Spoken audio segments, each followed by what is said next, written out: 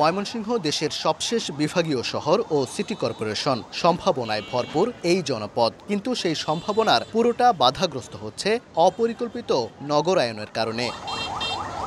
চরপাড়া, গাঙ্গিনারপাড়, শানকিপাড়া, নতুন বাজার, জিলা স্কুল মোড় সহ শহরের প্রায় সব প্রধান সড়কেই সারাদিন লেগে থাকে যানজট। 5 মিনিটের রাস্তায় 20 মিনিট সময় লাগে, আমগো কেমন করে চলবো? যে পরিমাণ অটো, এরকম কোনো শহর নাই যে এত পরিমাণ অটো আছে। যে অবস্থা ময়মনসিংহ শহরের, মানে এটা চিন্তার বাইরে। 10 মিনিটের রাস্তা 1 ঘন্টার বেশি সময় লাগছে। নগরের প্রবেশ মুখ থেকে কেন্দ্রের ব্যস্ততম অঞ্চল পর্যন্ত চলছে একের পর এক বহুতল ভবন নির্মাণ। 2018 সালে সিটি কর্পোরেশন প্রতিষ্ঠার পর এখনও নেই কোনো মাস্টার প্ল্যান। অপরিকল্পিত এসব ভবন বাড়াচ্ছে সংকট। বিভিন্ন ডিপার্টমেন্টের মাঝে যে সমন্বয়, সেটারও অভাব রয়েছে, যার কারণে আসলে এখানে বরাদ্দ হয়, বাজেট হয়, কিন্তু সেগুলি পরিকল্পিতভাবে প্রপারলি কাজে লাগানো হয় না।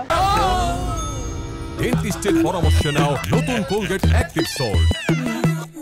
বিশেষজ্ঞরা বলছেন, দীর্ঘমেয়াদী মাস্টার প্ল্যানের বাস্তবায়ন না হলে বাড়বে ভূমিকম্প সহ বিভিন্ন দুর্যোগের ঝুঁকি। যদি আপনি নিয়মকানুন না মানেন, আপনাকে এটার জন্য দুর্যোগ পোহাতে হবে। অনেক বিল্ডিংয়ে আছে যেগুলোর অনুমোদন নাই। এই বিল্ডিংগুলো ঝুঁকিপূর্ণ এবং এগুলো ভেঙে পড়ার ব্যাপক সম্ভাবনা আছে। সিটি কর্তৃপক্ষ বলছে, নগরীর বহুতল ভবন নির্মাণের 80% অনুমোদন প্রক্রিয়াতে দুর্বলতা আছে। ময়মনসিংহ সিটি কর্পোরেশনের যে বহুতল ভবনগুলো দেখা যায়, তার 80% অনুমোদন দেওয়া বিসি কমিটির মাধ্যমে। হয়তো ওই সকল কমিটির কোনো ভুল ত্রুটি থাকলে থাকতেও পারে, নতুবা এত সরু রাস্তার উপরে এত বহুতল ভবন কিভাবে হয়ে গেল। 2024-25 অর্থ বছরে নগরীতে 7 তলার বেশি 27টি ভবন নির্মাণের অনুমোদন দিয়েছে সিটি কর্পোরেশন।